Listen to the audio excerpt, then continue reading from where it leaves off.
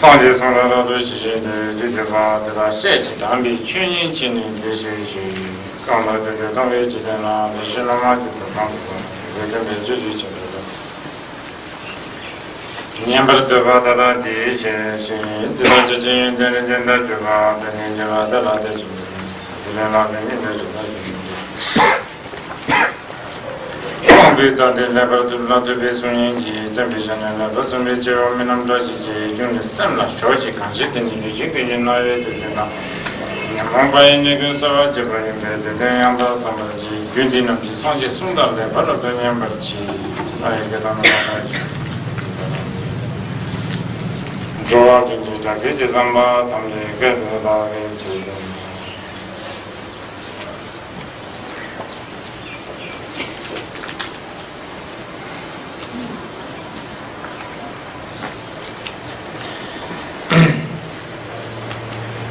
So as usual, please begin with the two kinds of motivation.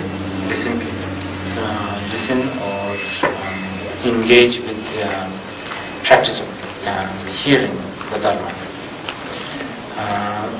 And the two motivations are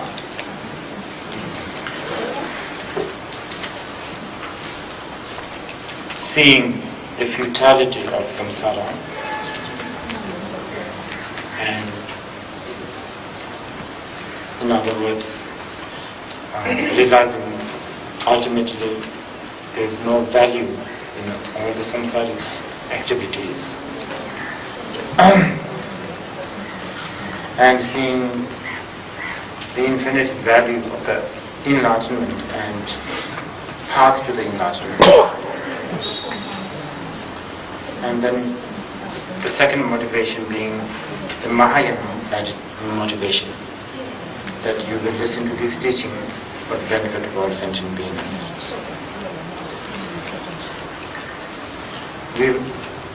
We were talking about Jebu Chetung Chungsumji Lam, which is basically Kadamba expression.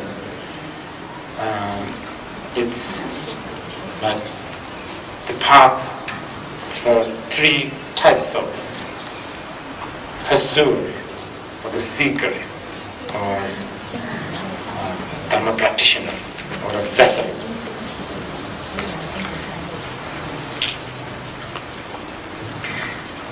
Because there are three types of vessels, and as I told you yesterday, there are actually many millions of different types of vessels, but generally three kinds of vessels are categorized. And therefore, Buddha also taught three different kinds of teachings. Just for this reason alone, Buddha himself said in Rajanaparamita Sutra that in the future the Bodhisattvas should never ever engage with this one of the most hideous, non-virtuous action, which is abandoning the Dharma. And by which he means, he actually stated that even to think that, even if a Bodhisattva will think that, oh, so and so is teachings for only for the Sharvakayana, so and so is the teachings only for the Pratyeka Buddhayana, then even that can be considered as abandoning the Dharma, because basically you are having an attitude. You consider Mahayana as the supreme and all the other vehicles as lesser.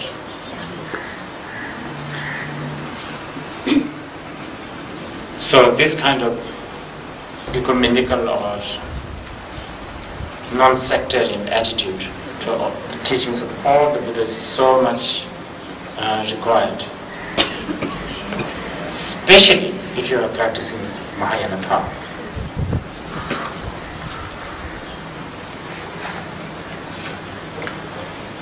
Now, the three types of teachings taught to three types of vessels are briefly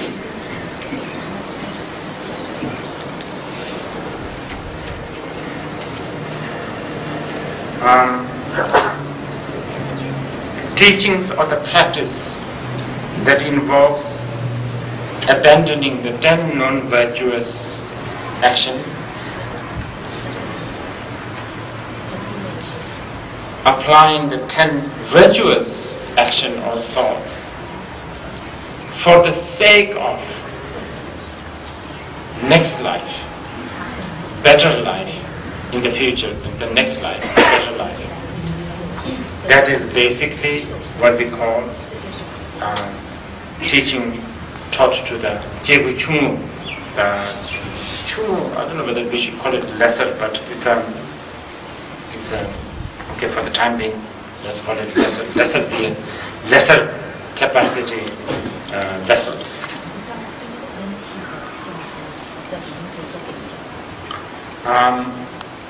For the greater vessels, the teachings and the practice that involves basically Shapasum, or the three kinds of discipline, which is the discipline of discipline, Lava, or the practice of the discipline, practice of meditation, and practice of wisdom. These are generally recommended to those who are greater vessel. For the greatest vessel, among many other teachings, the practice and the teaching of bodhicitta mind, 6 paramitas, and so on and so forth is emphasized. Now here, one thing we need to note it down is that all three types of teachings taught to 3 types of vessels are definitely not interested in this life. It has to be something to do beyond this life. That has to be there.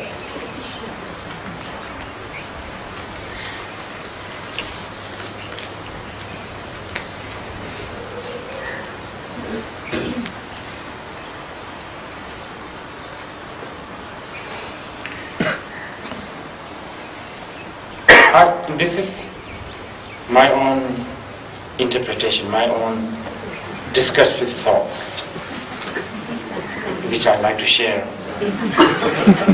with you.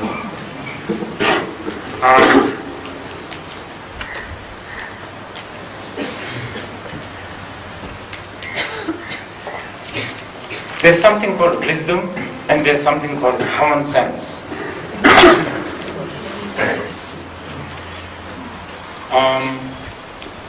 The world in general, and especially particularly the countries that used to really cherish the wisdom,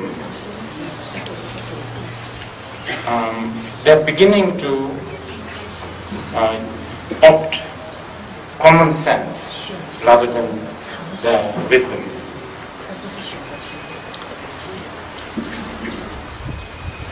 Buddha was a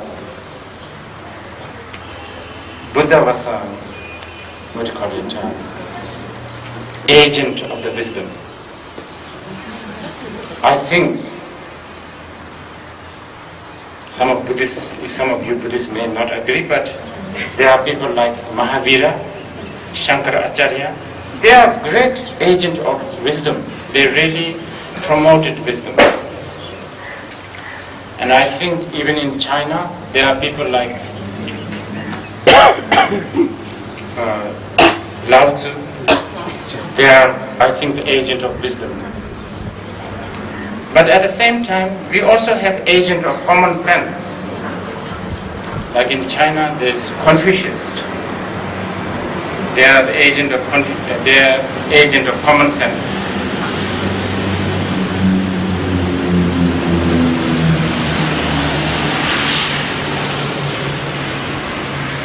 The world now is actually valuing the common sense more than the wisdom. And this is very unfortunate from the spiritual point of view. Because as you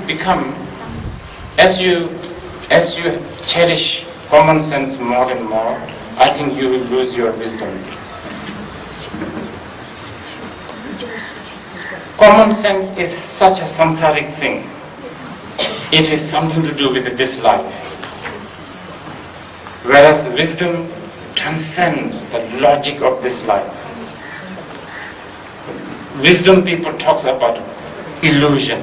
Wisdom people talks about at the end of the day nothing works, stuff like that. Whereas the common sense people say you do this, it will work. They give you mathematical solutions.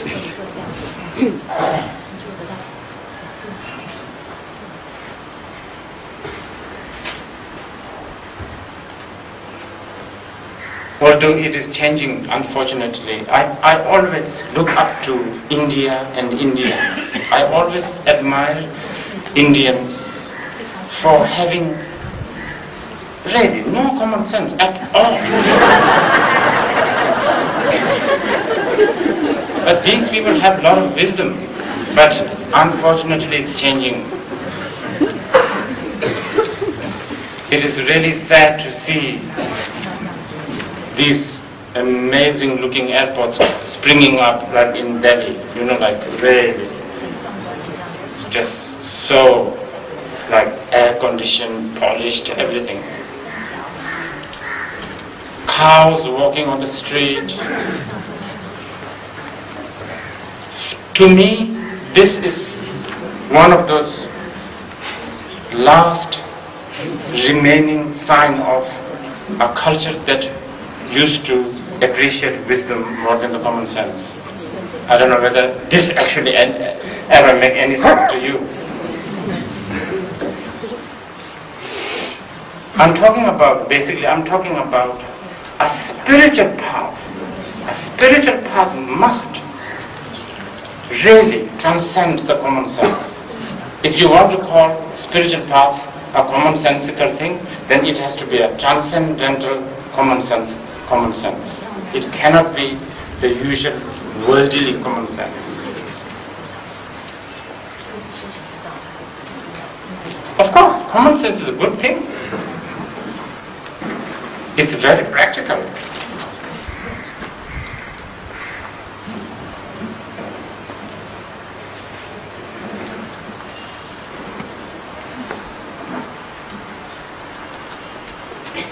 And some of you have heard this. I think this is a true account actually. A few years ago, you see, the common sense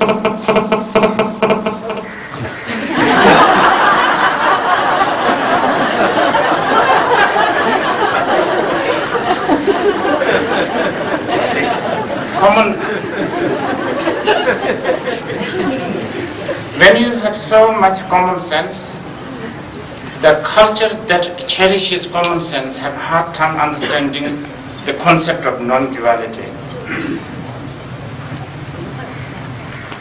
A few years ago, in India, there were so many problems of rats, in Delhi. If I read it somewhere, I think it's true, and even it's not true, it has some significance to this story. So I will tell you. So many rats. So the government in Delhi decided to have a rat police, several hundreds of them, just to, I think, basically kill or eliminate rats. 2 years, I think, after 2 years or something like that, they only caught 2 rats. Of course, immediately our reaction is, oh, the Indians, completely inefficient, they just like chaotic and all of that. But to me, it is so beautiful story. Because to the Indians, mouse or the rat is a right of God Ganesh. It's a wealth deity's right. You don't want to kill a wealth deity.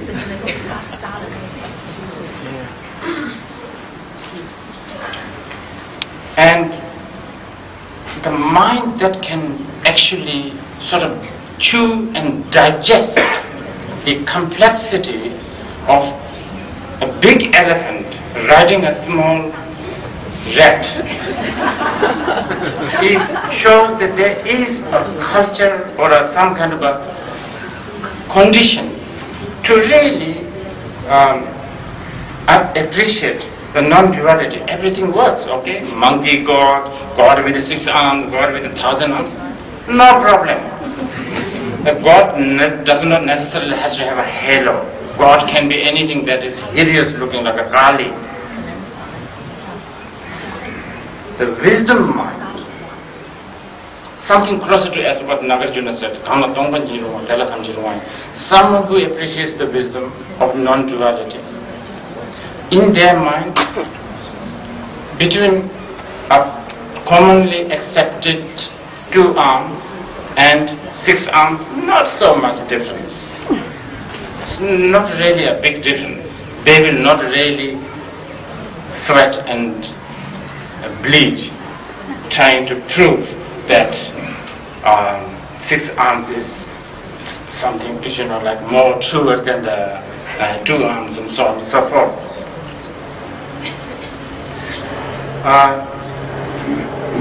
I'm telling you this is because a spiritual path really, as Distinguished Rinpoche has stated many times, spiritual path is really, if it is a spiritual path, it has to be one way or another, it has to become a journey that departs from the logic and rational of this life. It has to. If it helps the logic and the rational thinking of this life, then it is not a spiritual path, actually. Now I know the spiritual actually has lots of definition, but this seems like most like a Hindu philosophy, and especially in this case, Saint Dilashana Chepa, the first line takes care of that. As long as whatever sort of the spiritual path that you are engaged with, if it is contradicting to this life's logic, it's working. And that's the spiritual path.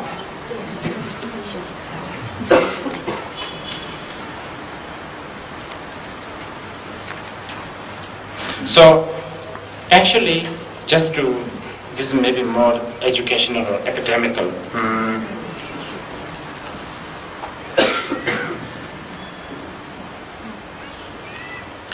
The first point, if you have attachment to this life, you are not a Dharma practitioner, is actually